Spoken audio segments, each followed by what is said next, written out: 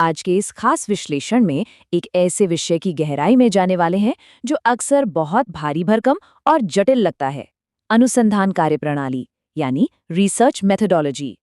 असल में ये किसी भी प्रामाणिक शोध की रीढ़ होती है। लेकिन चिंता की कोई बात नहीं, क्योंकि आज इस पूरी एकेडमिक प्रक्रिया को डिकोड करके एक बहुत ही आसान और क्रमबद्ध यात्रा में बदलने वाले हैं। आइए देखते हैं कि एक सामान्य सा विचार एक कठोर और प्रामाणिक शोध में कैसे तब्दील होता है। तो हमारी आज की इस यात्रा के 3 मुख्य पड़ाव होंगे। पहला, अनुसंधान प्रस्ताव और प्रतिदर्श यानी सैंपल का चयन। दूसरा, डेटा इकट्ठा करना और उसकी प्रोसेसिंग। और अंत में अनुसंधान रिपोर्ट तैयार करना और इस पूरी प्रक्रिया में नैतिकता के महत्व को समझना। चलिए पहले और सबसे अहम पड़ाव से शुरुआत करते हैं, प्रस्ताव और प्रतिदर्श चयन। इसकी तुलना बिल्कुल एक आर्किटेक्ट से की जा सकती है।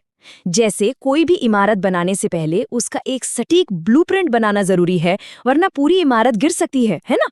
बस ठीक वैसे ही बिना सही प्लानिंग के कोई भी रिसर्च अपने मुकाम तक नहीं पहुंच सकती। किसी भी रिसर्च की असली शुरुआत एक ठोस रिसर्च प्रपोजल यानी अनुसंधान प्रस्ताव लिखने से होती है। ये आमतौर पर 3 से 7 पन्नों का एक डॉक्यूमेंट होता है। और ध्यान रहे, ये कोई महज औपचारिकता या फॉर्मेलिटी नहीं है। ये पूरे प्रस्तावित कार्यक्रम का एक बहुत ही विस्तृत खाका है, वही नींव जिस पर हमारे पूरे शोध का ढांचा खड़ा होने वाला है। अब सवाल उठता है कि इस प्रस्ताव में आखिर होना क्या चाहिए। इसमें कुछ चीज़ें बिल्कुल स्पष्ट होनी चाहिए, जैसे क्या किसी संगठन की मदद चाहिए, रिसर्च में कितना समय लगेगा, क्या क्या सुविधाएं चाहिए और कितना पैसा खर्च होगा।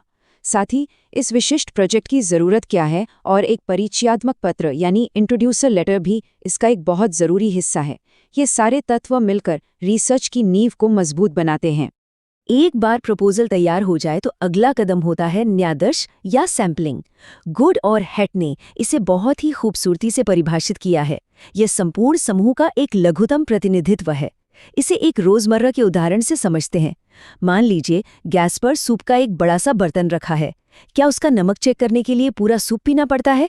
बिल्कुल नहीं, सिर्फ 1 चम्मच सूप ही पूरी कहानी बता देता है। सैंपलिंग भी बिल्कुल यही है, एक बड़े समूह की असलियत जानने के लिए एक छोटा लेकिन सही प्रतिनिधि चुनना। आखिर सैंपलिंग की इतनी ज़रूरत क्यों है?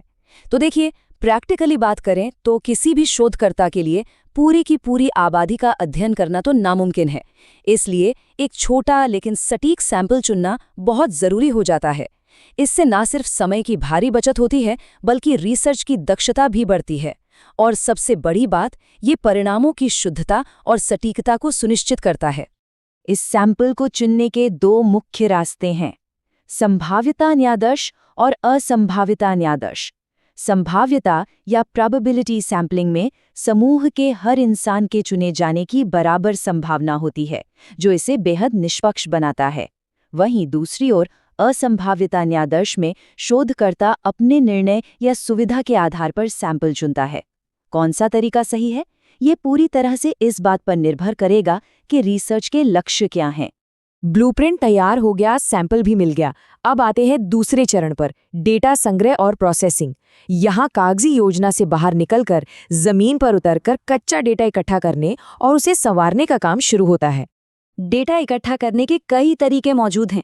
प्रत्यक्ष अवलोकन किया जा सकता है, लोगों से मिलकर व्यक्तिगत साक्षात्कार लिए जा सकते हैं, या फिर टेलीफोनिक साक्षात्कार का सहारा लिया जा सकता है।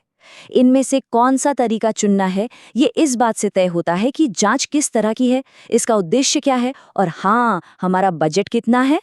डेटा तो आ गया, लेकिन कच्चा डेटा बहुत बिखरा हुआ और अस्त-व्यस्त होता है। इसे व्यवस्थित करना ही अगला बड़ा कदम है। इसके 3 मुख्य हिस्से हैं, संपादन, कूटलेखन और वर्गीकरण। ये अव्यवस्था को सुलझाकर उसे एक साफ सुथरे स्ट्रक्चर में ढालने का एक बेहद शानदार तरीका है। इस प्रक्रिया को थोड़ा और करीब से देखते हैं। संपादन या एडिटिंग का मतलब है उस कचरे या अवांछित डेटा को हटाना और गलतियों को सुधारना। इसके बाद बारी आती है कूटलेखन यानी कोडिंग की। इसमें डेटा को खास नंबरों या प्रतीकों में बदल दिया जाता है। ऐसा करने से आगे का विश्लेषण बहुत ही तेज और एकदम सटीक हो जाता है। और अब हम अपनी यात्रा के तीसरे और अंतिम चरण में प्रवेश कर रहे हैं, अनुसंधान रिपोर्ट और नैतिकता। ये वो जगह है जहां सारी मेहनत को एक फाइनल दस्तावेज का रूप दिया जाता है और पूरी रिसर्च की अखंडता को परखा जाता है। एक फाइनल शोध रिपोर्ट बहुत ही कायदे से संरचित होती है। इसे मुख्य रूप से 2 हिस्सों में बांटा जाता है। प्रारंभिक सामग्री में रिपोर्ट का शीर्षक, विषय सूची और एक छोटा सारांश होता है। फिर आता है प्रधान भाग, जहां असली बात होती है। इसमें परिचय, साहित्य समीक्षा, कार्यप्रणाली, परिणाम, विचार विमर्श और अंत में फाइनल निष्कर्ष शामिल होते हैं। ये स्ट्रक्चर पढ़ने वाले के लिए एक बेहतरीन और तार्किक फ्लो बनाता है। रिपोर्ट लिखते समय एक चीज बिल्कुल नहीं भूलनी चाहिए, और वो है संदर्भ या रेफरेंसिंग। किसी और विद्वान के काम का इस्तेमाल किया है तो उसे उचित श्रेय देना नितांत आवश्यक है। इसमें लेखक का नाम, किताब या जर्नल का शीर्षक, पब्लिश होने का साल और पेज नंबर जैसी बारीक जानकारियां शामिल की जाती हैं। अब तक हमने डेटा, रिपोर्ट और सैम्पलिंग की खूब बात की, लेकिन यहाँ एक बहुत ही गहरा सवाल उठता है। वो क्या चीज़ है जो ये तय करती है कि ये पूरी रिसर्च प्रक्रिया विश्वसनीय, पारदर्शी और एकदम निष्पक्ष है? सिर्फ ढेर सारा डेटा इकट्ठा कर लेना ही तो काफ़ी नहीं है ना। उस डेटा को इकट्ठा करने का तरीका सही और नैतिक होना चाहिए। और यही एंट्री होती है अनुसंधान नैतिकता यानी रिसर्च एथिक्स की। देखिए, रिसर्च एथिक्स कोई ऐसी चीज़ नहीं है जिसे रिसर्च के अंत में बस औपचारिकता के लिए जोड़ दिया जाए। ये एक बहुत ही ज़रूरी दार्शनिक आधार है। इसे देखने के 3 मुख्य नज़रिए हैं: विचार विषयक दृष्टिकोण, नैतिक संदेहवाद और उपयोगितावाद।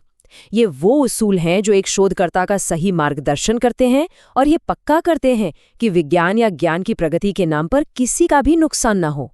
बातों से आगे बढ़कर इसे जमीन पर कैसे उतारा जाए, इसके लिए कुछ बहुत ही ठोस कदम उठाने पड़ते हैं।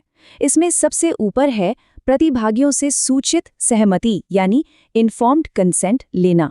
उन्हें पता होना चाहिए कि उनके साथ क्या रिसर्च हो रही है।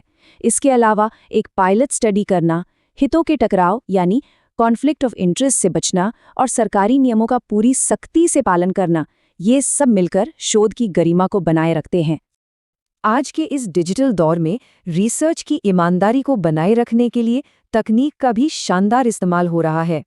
INFLBT द्वारा बनाई गई शोध गंगा और शोध गंगोत्री जैसी डिजिटल रिपॉजिटरी इसका बेहतरीन उदाहरण है। ये प्लेटफॉर्म्स न सिर्फ शोध कार्यों को डिजिटली सुरक्षित रखते हैं, बल्कि साहित्यिक चोरी यानी प्लेजरिज्म को रोककर रिसर्च की असल प्रामाणिकता को भी बचाए रखते हैं। इस पूरी चर्चा के अंत में एक विचारोत्तेजक बात पर गौर करना जरूरी है। प्रस्ताव लिखने से लेकर सही सैंपल चुनने, डेटा प्रोसेस करने और नैतिक मानकों पर खरे उतरने तक, इन सारे कड़े और कठोर चरणों को समझने के बाद क्या आगे से किसी भी पब्लिश हुई रिसर्च या खबर को उसी पुराने नजरिए से देखा जाएगा? शायद नहीं। अब जब भी कोई नया अध्ययन सामने आएगा तो उसके पीछे की इस पूरी विश्लेषणात्मक मेहनत और ईमानदारी की सही मायने में सराहना की जा सकेगी। आज के इस विश्लेषण में साथ जुड़ने के लिए बहुत बहुत धन्यवाद।